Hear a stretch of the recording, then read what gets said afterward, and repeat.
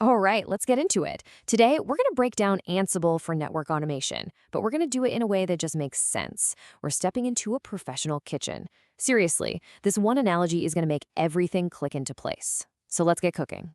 So, does this sound familiar? You're logging into switches, routers, one after another, carefully copying and pasting commands, just praying you don't fat finger a command and take the whole network down? Yeah, we've all been there.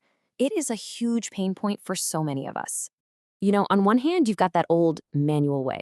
It's slow, it's just begging for human error, and it just doesn't scale, right? But on the other hand, you have the Ansible way. Fast, always consistent, and built to manage hundreds, even thousands of devices all at once. This is really about making that shift from being just another line cook to becoming the head chef of your entire network. Okay, so to really get how Ansible works, I want you to picture this. We're setting up a high-tech, automated kitchen from scratch. You'll see that every single part of Ansible has a perfect match right here in our kitchen. We're just going to build it out, piece by piece. First things first, every great kitchen, and I mean every great kitchen, needs a head chef.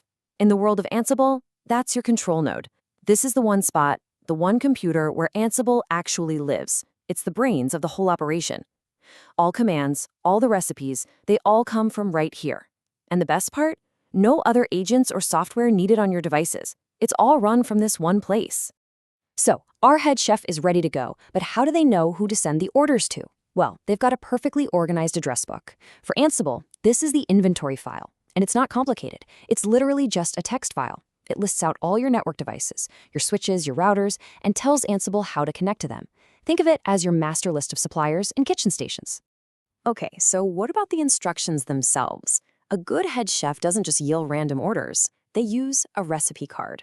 And in Ansible, that recipe card is called a playbook. It's written in the super simple, easy-to-read format called YAML.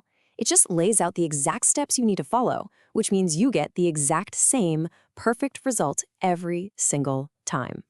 You can't be a chef without tools, right?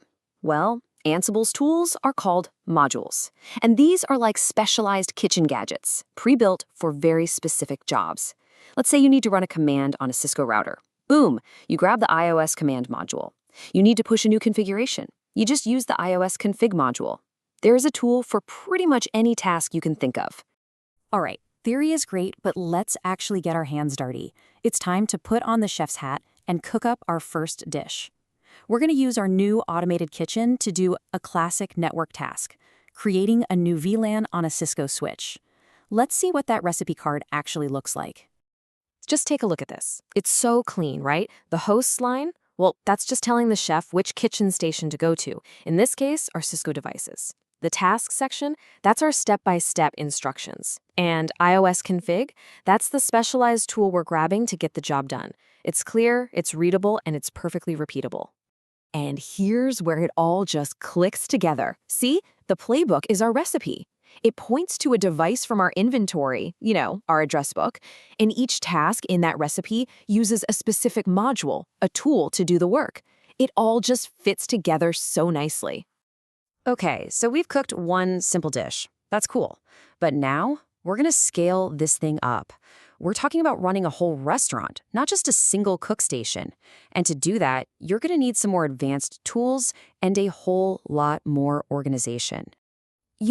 Any professional kitchen has valuable things, secret ingredients, keys, and you have to keep them secure. You wouldn't just leave that stuff sitting out on the counter. And that's exactly what Ansible Vault is for. It's like a locked safe for all your sensitive data, your passwords, your API keys, making sure your secrets are never, ever stored in plain text. Look, the basic tools that come with Ansible, they're fine. They get the job done, but a true master chef, they've got their professional-grade knife set. It's the same thing here. Instead of only using the basic modules, we can upgrade to vendor-specific collections like Cisco.ios. These are these amazing, curated sets of tools and recipes that are perfectly optimized for Cisco gear, and they just make your life so much easier. Think about it. You can't run a real restaurant with a messy pile of recipe cards on the counter. No way. You need a cookbook. And that is exactly what Ansible roles are.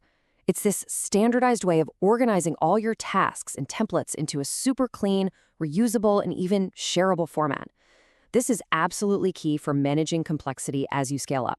So what happens when you need to create, I don't know, 50 different VLANs and they're all just a little bit different? You're not going to write 50 separate recipes, are you? Of course not. You write one recipe, Mad Lib style. That's what Jinja 2 templates let you do. They let you put variables, like these blank spaces for VLAN name, right, into your config files. So one template can be used to create endless variations. It makes your automation incredibly powerful. So how does our chef actually talk to their suppliers, the network devices? Well, traditionally, we used the command line, the CLI.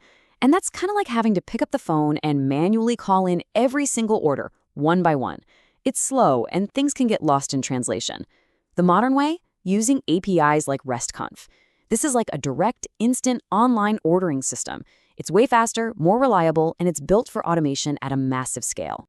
All right, so you've learned the techniques, you know your way around the kitchen. What's next? Well, the final step is to put all these skills together and create your own signature cookbook, a real portfolio project that proves you know your stuff and, frankly, gets you hired. And here it is. This is the endgame project. We're not talking about just a small script. We're talking a complete system that can deploy configurations across different types of hardware from different vendors. A project like this shows employers you're not just a scripter, you're an architect, and that's what they're looking for. So, what goes into this signature cookbook of yours? Well, it should have everything we've talked about. A really well-structured inventory, reusable roles for all your standard configs, playbooks to handle backups, and even a compliance checker to make sure everything stays the way it should be. This is the big one. It's the culmination of all your skills. And I'm not kidding, don't sleep on this. Building a project like this, a real, tangible thing that you've built, and putting it up on GitHub is a massive signal to hiring managers. Like the source material says, this alone can land interviews. It's your proof that you can actually do the work. So there you have it, the whole kitchen, from top to bottom. You've got the complete recipe for success right in front of you. The only question left is, what are you gonna cook first?